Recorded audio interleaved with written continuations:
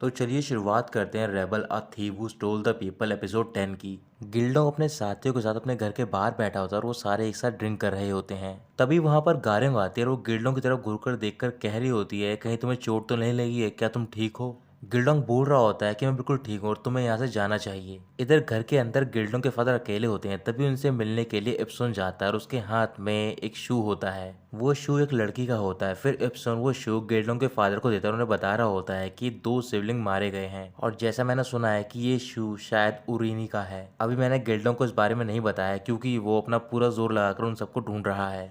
गिल्डोंग के फादर वो शू देखते ही रोने लग जाते हैं। इधर बाहर गारे उन सबके साथ बैठ जाते हैं। उसके हाथ में एक बाउल होता है। सारे लोग गारों की ओर देखते हैं। फिर बोरी गिल्डोंग से बोल रहा होता है कि तुम्हें गारों को भी ड्रिंक देना चाहिए। गिल्डोंग उनकी बात मान जाता है और वो गारोंग को ड्रिंक दे देता है। कुछ देर ड्रिंक करने के बाद गारोंग वहीं पर नशे में बेहोश हो जाती है। फिर गिल्डोंग और बोरी मिलकर उसे रूम तक छोड़ने के लिए जाते हैं और वहां पर लिटा देते हैं। गिल्डोंग कह रहा होता है कि इसने इतनी ज्यादा ड्रिंक क्यों करी है। फिर बोरी से बोल रहा होता है, मुझे लगता है कि ये तुम्हें पसंद करती है। गिल्डोंग बोल रहा होता है कि ऐसा कुछ भी नहीं है। ये सुनने के बाद बोरी वहां से चला जाता है।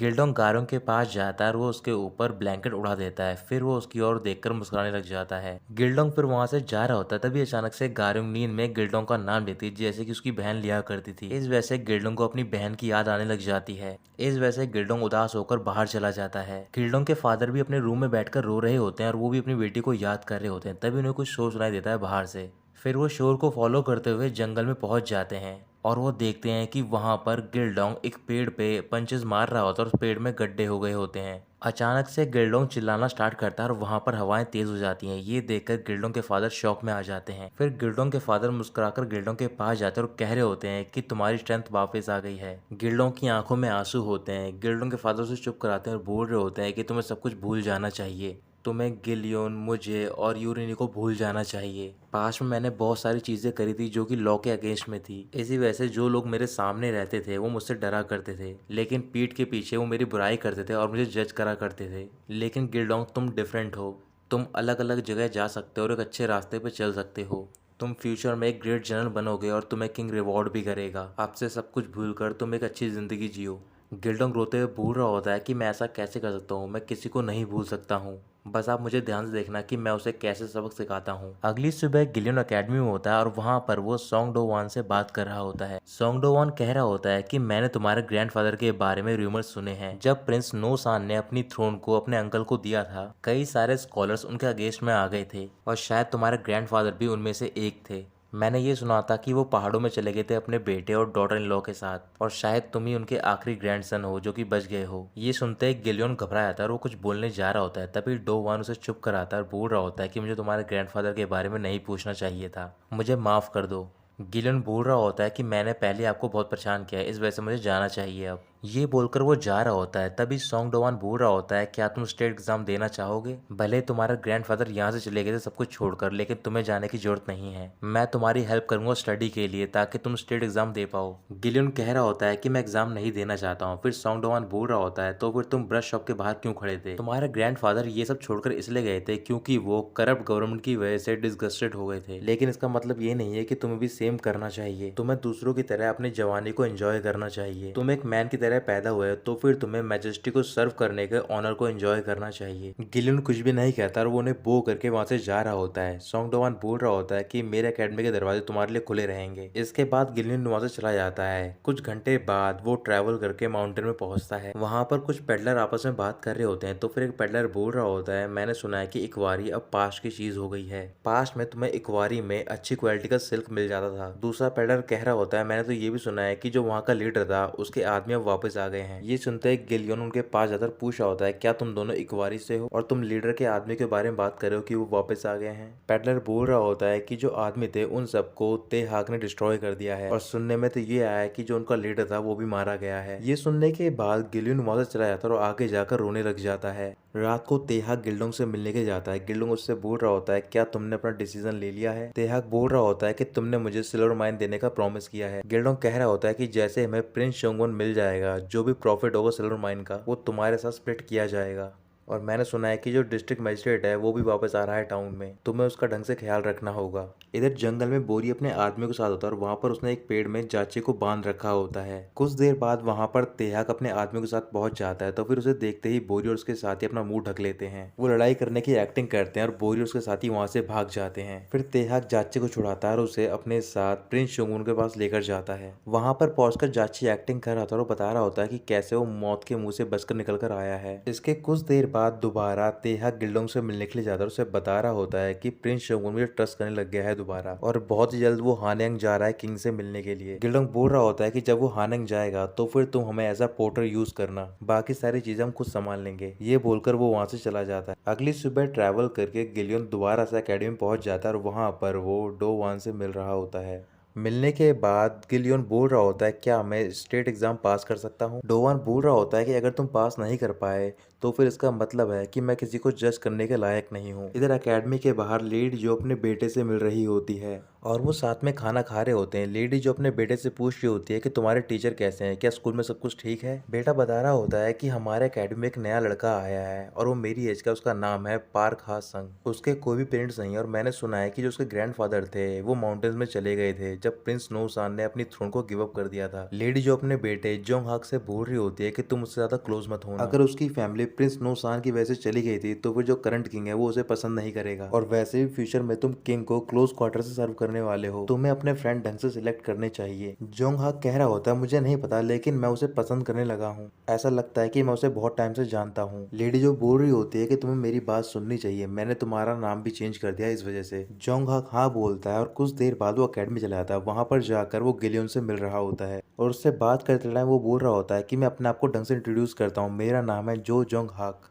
बचपन में मेरा नाम डिफरेंट हुआ करता था क्योंकि मेरे फादर मर गए थे, इस वजह से मेरी मॉम ने एक नया नाम रखा। इसके बाद वो दोनों अपनी क्लासेस अटेंड करने के लिए चले जाते हैं। क्लास खत्म होने के बाद जोंग हाक अपने फ्रेंड से बात करता और बोल रहा होता है कि शुरुआत के 2 टेस्ट पास करने के बाद तीसरा टेस्ट किंग की प्रेजेंस में होगा। गिलियन भी वहीं पर खड़ा था और बोल रहा होता है मैंने सुना है कि जो तीसरा टेस्ट है उसकी थीम किंग डिसाइड करेगा। जोंग हाक बोल रहा होता है कि हाँ ये बात सच है, मैं भी देखना चाहता हूँ कि कौन सी थीम होगी इस बार। दूसरी ओर पैलेस में किंग अपने रूम में होता है। फिर वहां पर किम जा वॉन आता है और वो बोल रहा होता है कि इस बार प्रोटोकॉल बोर्ड ने रिक्वेस्ट किया है कि आपको इस तीसरे टेस्ट की थीम डिसाइड करनी है, और साथ ही में कई सारे official secretaries Confucian scholar petition file की है कि आपको बुद्धिस्ट सेरेमनी नहीं करनी चाहिए। पैलेस के बाहर सारे जितने भी ऑफिशियल नोबल होते हैं वो सारे प्रोटेस्ट कर रहे होते हैं ताकि वो बुद्धिस्ट सेरेमनी होस्ट ना करें, और साथ ही में वो बोल रहे होते हैं कि आपको सेकंड स्टेट काउंसलर लॉर्ड नो के खिलाफ कार्रवाई करनी चाहिए। इस वजह से किंग बहुत ज्यादा गुस्से में होता है और वो कह रहा होता है कि ये सारे लोग अपने नेशन और लोगों को भूल चुके हैं, इन सबको सिर्फ अपना ऑनर चाहिए। किम जा वॉन बोल रहा होता है कि आप इस नेशन के किंग हो तो फिर ऐसी कोई चीज नहीं है जो आप कर नहीं सकते और ना ही ऐसी कोई चीज है जो आप बोल नहीं सकते हो।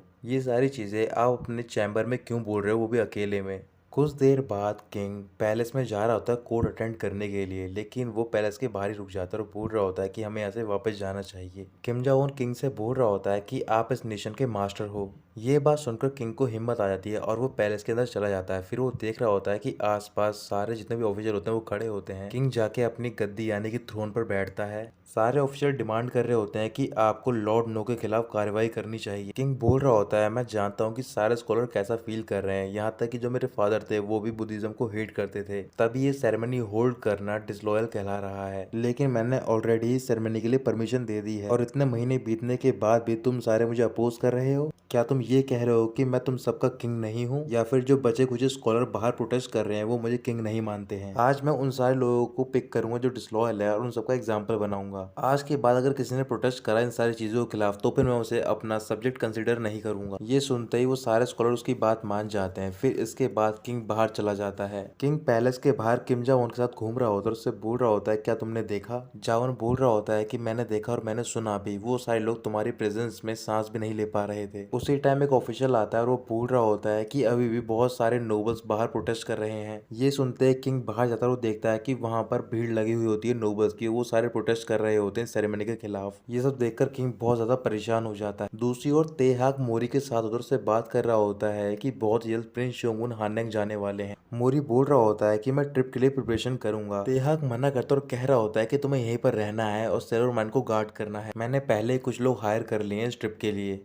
मोरी उसकी बात मान जाता है और वहां से चला जाता है। गिल्डोंग अपने घर में होता है और वो तैयारी कर रहा होता है हाननेंग जाने की। फिर इसके बाद वो अपने फादर से मिलने के लिए उनके रूम में जाता है। वो गुड बाय बोल के जा रहा होता है, तभी उसके फादर उठते हैं और उससे बोल रहे होते हैं, क्या तुम्हें याद है कि मेरे और लॉर्ड जो की वाइफ के बीच में क्या हुआ था कुछ टाइम पहले? उसने रिपोर्ट किया था कि मैंने उसके हस्बैंड को मार दिया है, इस वजह से मुझे अरेस्ट कर लिया गया था। लेकिन इसके बाद वो मेरे पास आए थे और उसने मुझसे माफी मांगी थी कि उससे गलती हुई है। लेकिन गिल्डोंग, क्या तुम्हें वाकई में पता है कि उस दिन क्या हुआ था? ऐसे ही गिल्डोंग कुछ और देर अपने फादर से बात करता है और बाहर चला जाता है। बाहर पहुंचकर अपने साथी के साथ रेडी होता है और गार्योंग से कह रहा होता है कि तुम मेरे फादर का ख्याल रखना। ये बोलकर वो जा रहा होता है। तभी गार्योंग गिल्डोंग को रोकती है और उसकी ओर घूरकर देख रही होती है। गिल्डोंग बोल रहा होता है कि मैं भी अपना ख्याल रखूं, और ये बोलकर वो चला जाता है और गार्योंग मुस्कुराने लग जाती है। वहीं पास में योंगी और सेगुलू बैठे होते हैं और उन सबको वहां से जाते हुए देख रहे होते हैं। कुछ देर बाद वो सारे प्रिंस चंगुन के पैलेस के बाहर पहुंच जाते हैं। फिर तेहाक वहां पर आता है और उन्हें इशारा कर रहा होता है। थोड़ी देर बाद प्रिंस चंगुन भी वहां पर पहुंच जाता है। गिल्डोंग प्रिंस चंगुन की हेल्प करता है घोड़े पर चढ़ने के लिए और उसके बाद वो वहां से निकल पड़ते हैं। योंगे और सेगुल ये सब होता हुआ देख रहे होते हैं और वो भी उनका पीछा करने लग जाते हैं। दूसरी ओर पैलेस के बाहर अभी भी प्रोटेस्ट चल रहा होता है। किंग अपने चैम्बर में बैठा होता है और बहुत ज्यादा गुस्से में होता है। वहीं पर किम जा वॉन भी होता है। किंग उससे बोल रहा होता है कि ये सारे लोग मुझे किंग कंसिडर करते नहीं है। क्या तुम जानते हो कि ये सारे लोग मुझे इतना छोटा क्यों फील करा रहे हैं? क्योंकि जो मेरी मॉम थी उसे डिथ्रोन कर दिया गया था। इसके बाद किंग एक फूल का नाम देता है और वो जॉन को ऑर्डर देता है कि वो ऐसे 300 फूल लेकर आए मेरे पास। जॉन ऑर्डर एक्सेप्ट करता है, बाहर चला जाता है। बाहर पहुंचते ही वहां पर गोंगवा आती है और वो जॉन से बोल रही होती है, मुझे ये लगा था कि तुम मुझे पसंद करते थे जब हम पैलेस के बाहर मिले थे, लेकिन अब तुम इतने अनफ्रेंडली क्यों हो गए हो? जॉन कह रहा होता है कि तुम किसी और को प्यार करती हो और तुम किंग के पास रहना चाहती हो। गोंगवा बोल रही होती है कि चलो हम एक बेट लगाते हैं, मैंने सुना है कि कई स्कॉलर बाहर प्रोटेस्ट कर रहे हैं हर रोज। किंग काफी परेशान है और तुम भी इस वजह से काफी अपसेट हो। मुझे एक चांस दो कि मैं किंग को कंफर्ट करूं। अगर मैं नहीं कर पाई तो फिर मैं खुद ही यहाँ से बाहर चली जाऊंगी। जावन कुछ भी नहीं बोलता है। इधर ट्रैवल करते करते अगले दिन प्रिंस शोगुन हानेंग पहुंच जाता है। फिर वो एक जगह पर स्टे करने के लिए रुकते हैं। प्रिंस शोगुन गिल्डोंग से बोल रहा होता है कि कल सुबह मुझे पैलेस जाना है, तो फिर तुम उसकी तैयारी करना। गिल्डोंग ऑर्डर एक्सेप्ट कर ले। इसके बाद प्रिंस शोगुन घर के अंदर जा रहे होते हैं जहाँ पर उन्हें स्टे करना होता है। अचानक से वहां पर एक लेडी आती है और गिल्डोंग को देखकर बोल रही होती है कि तुम तो वो मैजिक पेडलर हो ना। लेडी की आवाज सुनते ही प्रिंस शोगुन रुक जाता है। वो सारे लोग घबरा जाते हैं। गिल्डोंग बोल रहा होता है कि आपको गलतफहमी हुई है। लेडी बोल रही होती है, क्या तुम्हें याद नहीं कि तुमने मेरी हेल्प करवाई थी मार्शल ली से शादी करने में? मुझे तुम्हारा काम और नाम भी याद है। ये बोलकर उसका नाम लेने जा रही होती है, तभी वहां पर योंगे और सेगुल पहुंच जाते हैं। सेगुल लेडी को उठाता है और योंगे बोल रहा होता है कि जब से इसका हस्बैंड मरा है तब से ये पागल हो गई है। ये बोलकर वो उसे वहां से लेकर चले जाते हैं। कुछ देर बाद योंगे और सेगुल एक जगह बैठे होते हैं और बात कर रहे होते हैं। तभी वहां पर गिल्डोंग अपने साथी के साथ पहुंच जाता है। मॉन्क उनसे कह रहा होता है कि तुम तो यहाँ से चले गए थे, तुम वापस क्यों आ गए हो? योंगे कह रहा होता है कि हम वापस नहीं आए, हम सिर्फ यहाँ से गुजर रहे थे। सेगुल बोल रहा होता है कि तुम झूठ क्यों बोल रहे हो, हम तो इन्हें फॉलो कर रहे थे। ये सुनते ही योंगे भी सच बोल देता है और बोल रहा होता है कि हाँ, मैंने तुम्हें फॉलो किया क्योंकि मैं तुम्हें मिस कर रहा था। मुझे वो लाइफ अच्छी नहीं लग रही थी जो मैं जी रहा था अभी तक। इस वजह से जो भी तुम्हारी स्कीम है प्रिंस शोंगुन के खिलाफ, मैं तुम्हारी हेल्प करूंगा। ये सुनते ही वो सारे खुश जाते हैं और वो उसे हक कर लेते हैं। अगली सुबह प्रिंस शोंगुन पैलेस के एक चैम्बर में पहुंच गया होता है। फिर वहां पर एक ऑफिशियल नोबल आता है। प्रिंस शोंगुन बोल रहा होता है, क्या तुमने उसे बता दिया है? ऑफिशियल कह रहा होता है कि हाँ, मैंने उन्हें बता दिया है, लेकिन जो अभी किंग है वो पॉलिटिकल अफेयर्स की वजह से बिजी हैं। प्रिंस शोंगुन कह रहा होता है, क्या तुमने ये बताया कि मैं यहाँ पर आया हूँ? ऑफिशियल कुछ भी नहीं बोलता। फिर प्रिंस शोंगुन उसे एक बैग देते हुए बोल रहे होते हैं कि तुम ये उनके पास ले जाओ और एक और बार बताओ कि मैं आया हूँ उनसे मिलने के लिए। वो बैग लेकर ऑफिशियल नोबल वहां से चला जाता है।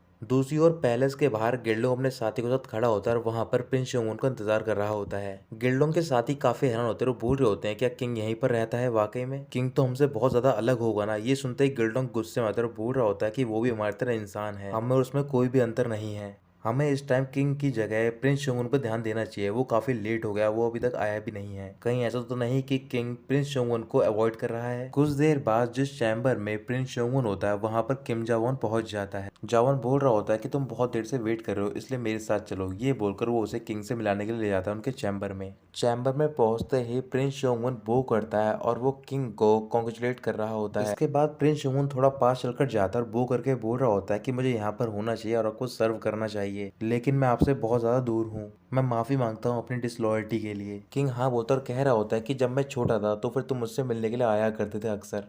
प्रिंस शोंगुन बोल रहा होता है कि अब से मैं दोबारा आया करूंगा आपसे मिलने के लिए। मैं भी हाननंग में शिफ्ट हो जाऊंगा ताकि मैं आपको सर्व कर सकूं। किंग कह रहा होता है कि यहाँ पर तुम्हारे लिए कोई जगह नहीं है रुकने के लिए, है ना जावॉन? जावॉन हाँ बोलता और बोल रहा होता है कि जहाँ पर प्रिंस शोंगुन रहते हैं वो वाला टाउन बहुत ग्रेट है, वहाँ पर कई माउंटेन और रिवर भी है। वो टाउन प्रिंस शोंगुन के लिए बिल्कुल परफेक्ट है। किंग बोल रहा होता है कि मैं भी तुम्हारे टाउन में रहना चाहता हूँ, काश मैं वहां पर रह सकता।